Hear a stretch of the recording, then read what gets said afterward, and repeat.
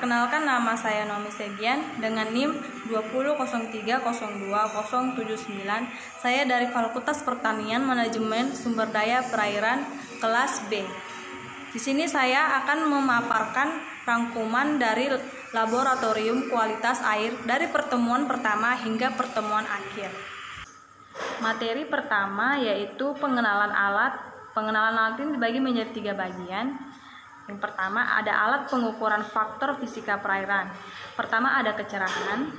Nah, kecerahan diukur dengan menggunakan keping sesidik. Dan yang kedua ada suhu, yaitu digunakan dalam pengukuran suhu adalah termometer. Dan yang ketiga adalah padatan terlarut total atau TDS, atau solvent solid adalah bahan-bahan terlarut dalam air yang tidak bersaring dengan kertas saring milipore dengan ukuran pori-pori 0,4 mikron. Dan yang kedua adalah alat pengukuran faktor kimia perairan, yaitu faktor kimia pertama yaitu oksigen terlarut atau DO yang digunakan dalam suatu perairan dapat dilakukan dengan menggunakan metode Winker atau menggunakan DO meter. Dan yang kedua adalah pH.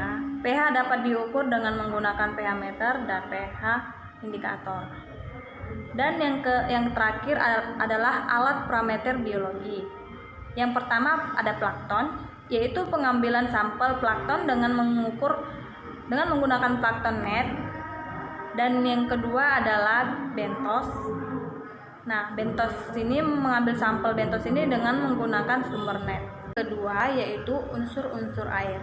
Unsur material di perairan yaitu ada disolvent oksigen atau DO, merupakan kandungan oksigen terlarut dalam air. Nilai DO yang biasanya diukur menggunakan jumlah oksigen O2 yang tersedia dalam suatu benda air.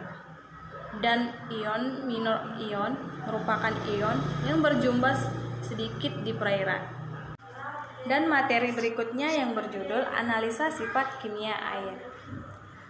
Alkalinitas. Alat-alat yang dipakai pada penentuan alkalinitas adalah pipet Mohr, bioret, pipet volumetrik, labu takar, Erlenmeyer, aluminium foil, tisu atau kain lap. Nah, prinsip analisis ditetapkan melalui titrasi asam basa dengan asam kuat H2SO4, HCl, dan air sampel yang dinetralkan berupa zat basa titrasi sampai pH tertentu. Dan materi selanjutnya yaitu kecerahan dan kekeruhan. Kecerahan adalah ukuran transparansi perairan yang diamati secara visual dengan menggunakan keping sesidik. Dan prinsip penentuan kecerahan air dengan keping sesidik adalah berdasarkan batas pandangan kedalaman air untuk melihat warna putih yang berada di dalam air. Semakin keruh suatu badan air, akan semakin dekat batas pandangan.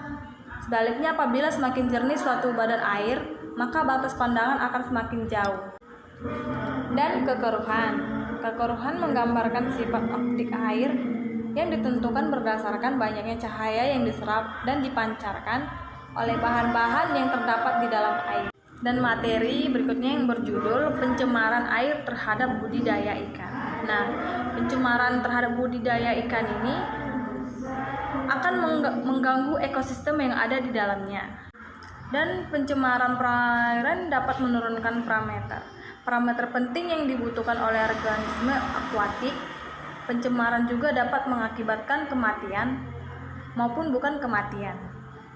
Misalnya terganggunya pertumbuhan, tingkah laku, dan karakteristik morfologi organisme akuatik. Dan judul materi berikutnya adalah pengaruh pakan terhadap kualitas air. Pakan ikan, salah satu faktor yang berpengaruh terhadap pertumbuhan ikan budidaya adalah pakan. Pakan merupakan unsur terpenting dalam menunjang pertumbuhan dan kelangsungan hidup ikan. Pakan buatan adalah pakan yang sengaja dibuat dari beberapa jenis bahan baku. Pakan buatan yang baik adalah pakan yang mengandung gizi yang penting untuk ikan dan memiliki rasa yang disukai oleh ikan dan mudah dicerna oleh ikan. Dan materi yang terakhir yaitu pemanfaatan air terbuang terhadap budidaya ikan atau pembuatan filter air sederhana.